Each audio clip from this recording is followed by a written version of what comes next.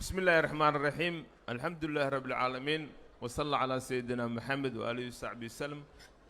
إن halka waxaan ku fadhnaa umayna mar beelna hadii lagu fadhiyo mudantooda waxa la duubabka marka duubabkan ka bilaab aniga duulaahi yiraahdo waxaan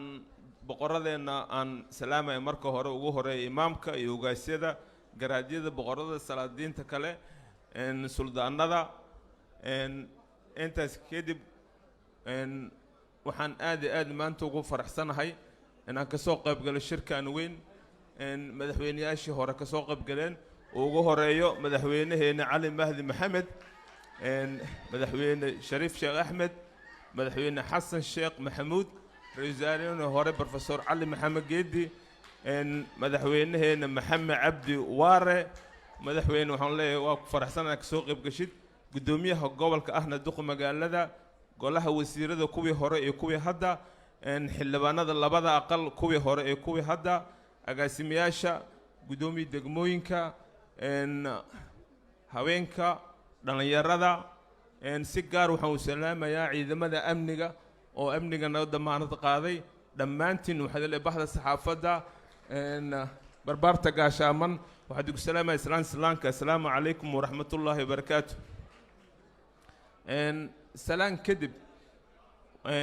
shirkan shirka ka horeeyay aniga wadanka dibadiisa ku maqnaa maanta farxada ay tahay inaan ka soo qayb galo shirkan waa shir wada tashi ah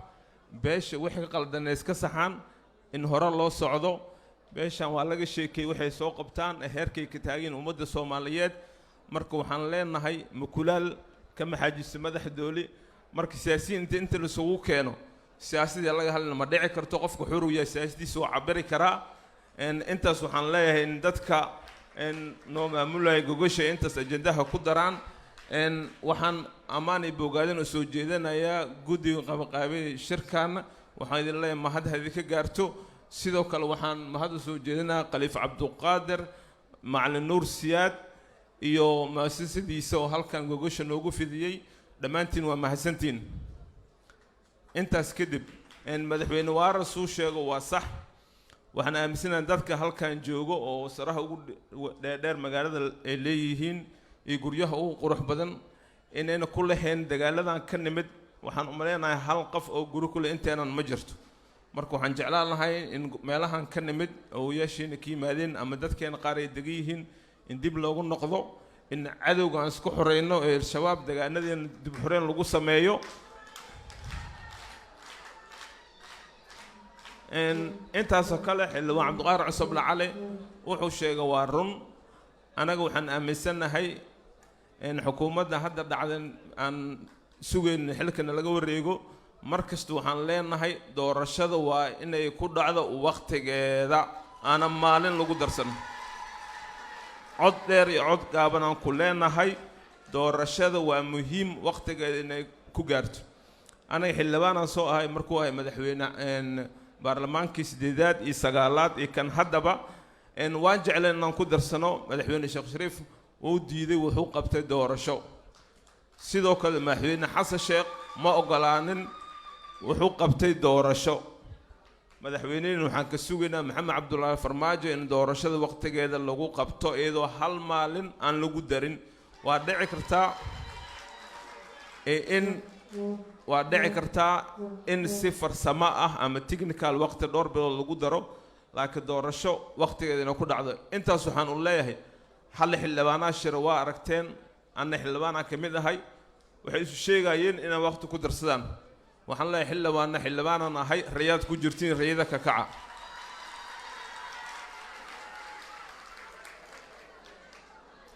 aniga waa jeclahay inaan 4 sano iyo 8 sano kale iska joogo laakiin waxaan jeclahay wada sharci inaan ku imaado dad badan ay sugay kursigeyga haday soo helaan waan la shaqeey doonaa daan ku soo noqdaan inaan joogaan rabaa laakiin muddo isaga darsanaa ma dhacayso mana dhici doonto biidnilaahi kariim in warka ma rabo inaan ku fogaado waxaan leeyahay beeshaan isku tashadaan in deegaanadan dib ugu noqono cadowga aan isku xoreyno horena aan u sii socono waa farxad iyo reen intaan isku timaado waxaan leeyahay kulumada habataan meeshaana go'aan masiir inuu ku soo baxal rabaa oo beesho dhaxalgal u noqdo إن قرب جوكتن ومهتسين وأن جعلها هنا كسوق يبقى لكن ظروف عذرك كوفيد 19 درتي سي وباقدين مركز الشركة وصعودنا وحن الله السلام عليكم ورحمة الله وبركاته قولست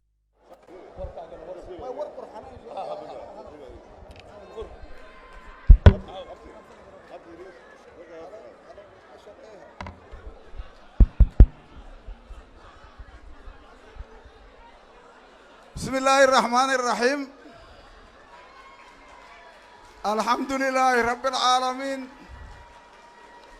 والصلاة والسلام على أشرف المرسلين runtii aniga soo ma kaceen haddaan doorashada laga warramo waska fadhin raba hadduu shirku shir mudulloodiya laakiin doorashadii aan qof iyo cod wata anigu doorasho dadban in nala ku qasbaa la rabaa annagana waxaan rabnaa shacabkaanu inay codeeyaan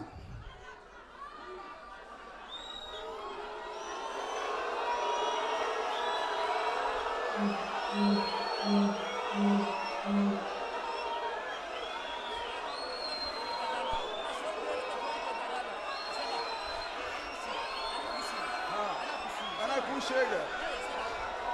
مدحوينها بس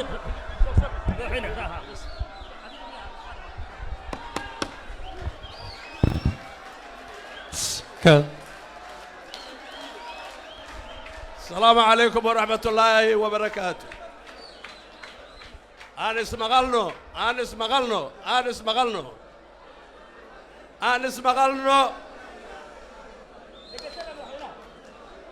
شركة كانوا واشر مدلود نن مدلود كأنا مجرو مد معارضة ومدلود مد معارضة ومدلود كيو شيخ ومدلود ننان مدلود هاد بشر سو بقلين للذي كرو هبل محل كرو هم بهذا اللي سيما ينا مجرو نوال بعضه ولا يهي نوال باختياره ولا يهي نبى وحول ربوا سوجدنا يا ولا دقنسنا يا ولا مغلايا ولا صعبنا يا أسقى إسكال وحول جهي أسقى إسكال سداس أو شركو نغنايا شركو سداس أو قولكو قاري كرا أو كليا هدان هبل أنا ما قولي سنايو دافع فوضى هلا دافع مركز السلام عليكم آدي هذا أمهات سنة هاي مدحوين علي مهدي محمد ومدحوين الشرف له أو متقان أهل السنة والجماعة runtii u malaymahayn meeshaan oo kale in wahaabi iga adka ahay aniga weligay mawlacan waxaan u heestay mawlac ahlu sunno oo aniga kow aan ka ahay wahaabiguna oo laangaab ku yahay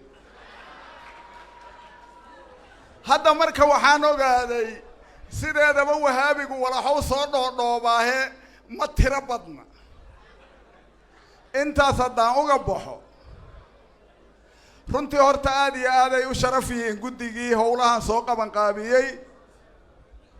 si kastaba ha ahaadaanee wax walba hoosees ka jiraanee laakiin shirkan oo kale in la qabto waxay aheeday arrin muhiima oo beeshaanna muhiim u ah ummadda soomaaliyeedna muhiim u ah waana soo dhowayha aad iyo aadayna u mahadsan yihiin aniga shirkan mar horaan aqbalay mawlacaanaan ku aqbalay markii hore waa ka biyo diida laakiin broseska uu soo mariyo awgiis inuu shir mudullood yahan u aqoonsado haddana weli waa u aqoonsanaa maxaa yeelay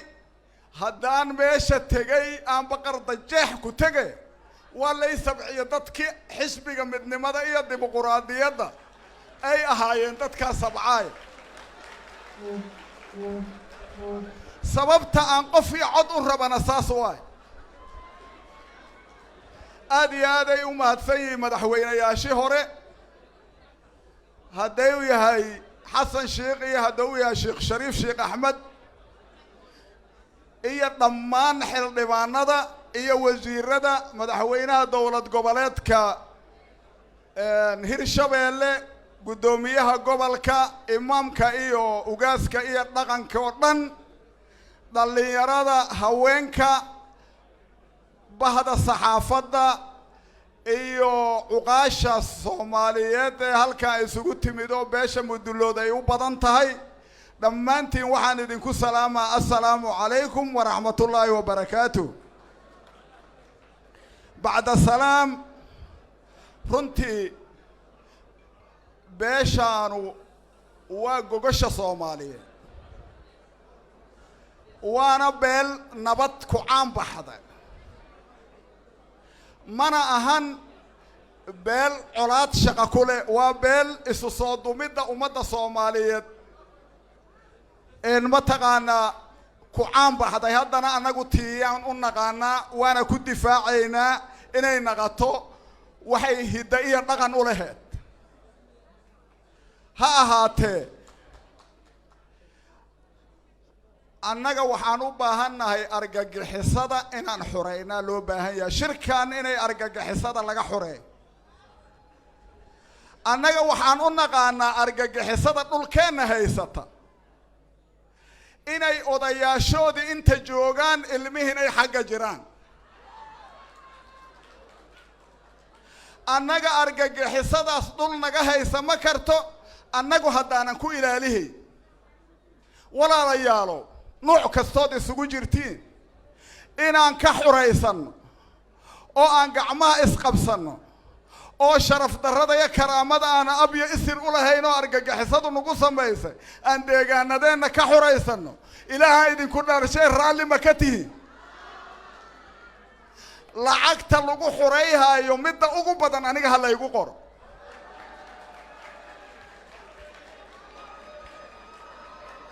ninka xurayhaayana waxaa u hormooda saraakiishi waa fadhidaahe waa kaas gacma dulleec ku filan iyo cabdulle ilaahaan idinku dhaarshay maalin walba in annaga naloo tu'iyo argagixiso oo aan tegi weyno degaanadeennii ee maalin walba wax beena aan ka shaqayno ee aan fursad dhumino ee aan dan shaksi ka shaqayno ma taasaa annaga aan qaada karna taas go-aanku ha naqdo waxaa soo hera doorashada wakhtigeedii ay ku dhaceen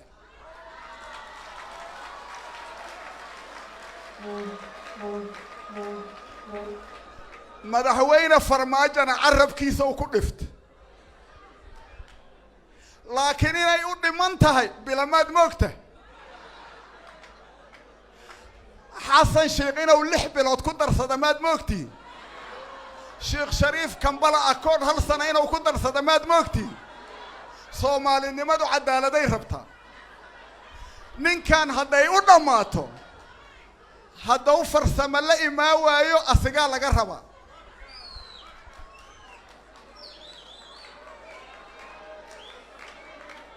madaxweyne farmaajo anaa la taliya u ah doorashada inay wakhtigeeda ku qabsantaan ka shaqayna laakiin dadkaan sugi karin oo fidna uun daawo u tahay aan anagu diidanna ilaahay idinku dhaarshan fursadiisa ha la siiyo hadda dhibaatada la geeyo inta laga waca meesha la yidhaahdo duusamareeb ra-iisul wasaarey saaxiibka ahaayeena inta laysku diraa la riday waatan hadda xukuumaddii aan anagu la shaqayhaynay waxaa ka mid ah islawga iyo daalo shalay saan ahayn maanta iyagu ma aha waa fidno laga shaqeeyey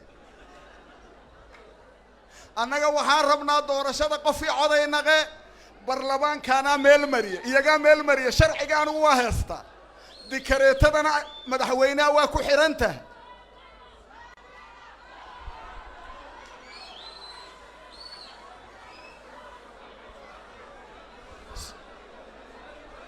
soomaaliya ha noolaad ha israacdo